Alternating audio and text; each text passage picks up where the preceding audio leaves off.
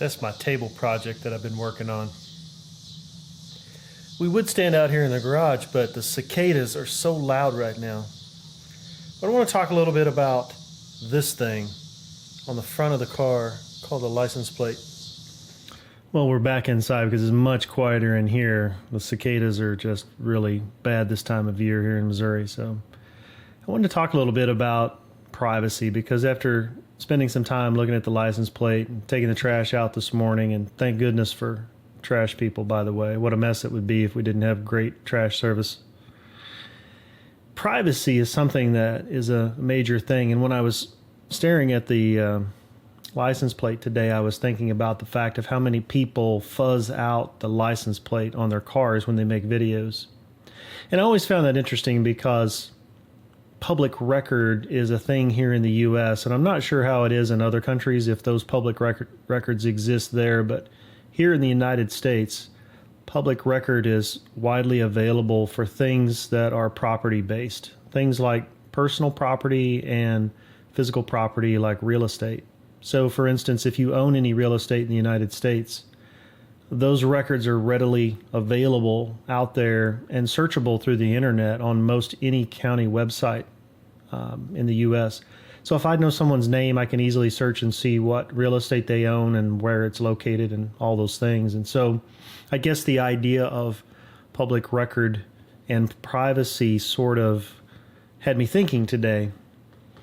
We're pretty good about putting all of our information on the internet. We certainly utilize a lot of social media, a lot of video, a lot of other means of communicating, whether it be through apps and dApps and different things that are out there. And oftentimes we don't realize how much of our information is being utilized. Perfect example of that is Google Maps. Google uses your information while you're utilizing their map program to collect data that they use for their traffic data, as an example. They also utilize, obviously, your search information to help target marketing towards you.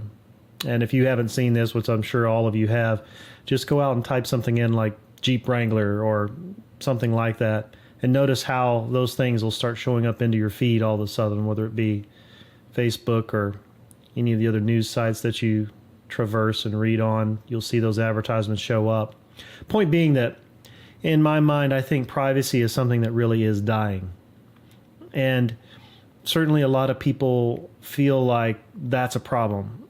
And I, to some degree, I would agree with them that we are losing some of that privacy, but what we're doing is exchanging it for convenience. Now, every one of us carries these things around, and on them are all of those applications that give us a lot of useful features and things that we really like. And because of that, we're giving up some of those freedoms. Social media is the same way. People know when we go on vacation and where we've gone and who we are and who we associate with. And even now with facial recognition built into these programs, if you've seen that happen where things start to want to auto tag you just based on facial recognition. So we know that's something that's been happening as well. But on top of that, we've got devices in our homes now that we love the convenience of, to be able to call out a command, but we also know that it's listening all the time. And now we're learning through some recent publications that that information is saved and at times is used to make the algorithm better and given out to third-party companies that work for the big companies. And while we're guaranteed that our information is safe and that it's not associated with any one particular person, we know that people are listening to us all the time. I think that oftentimes we tend to think that Big Brother is our biggest concern, being the government. And don't get me wrong, they do plenty of watching what we do, I'm sure, and listening to perhaps this video even. But more than that, I think we give away way more information than probably Big Brother could ever want. He could easily use social media to find out everything that we're doing. We've even had recent news stories come out about Apple's products monitoring and how the third-party companies were using that. So these stories are proliferate across platforms. And I don't know about you, but how many times have you been on a phone call, given out credit card information over the phone? All those things could be and might be being picked up out there by applications that are listening to what we do. I think the key to all of this is vigilance. That's the word I would use.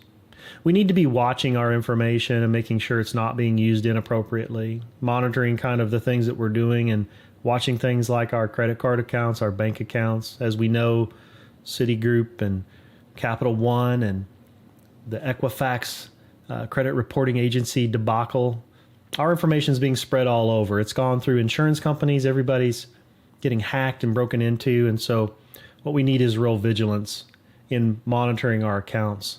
Things like bank accounts and dollar values.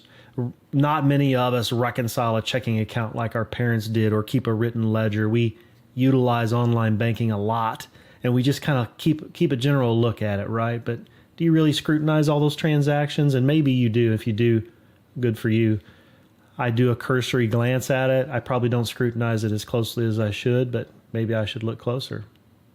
Cryptocurrency promises a lot of enhanced security, but we also know that if you don't keep a tight lock on those keys and have those things sort of nailed down, that too can result in things being tampered with or stolen. We've heard many stories of that as well. So I would just pass along that vigilance is probably your best thing to implement to avoid these kind of problems, and that the least of our worries is probably the license plate on the front of our car.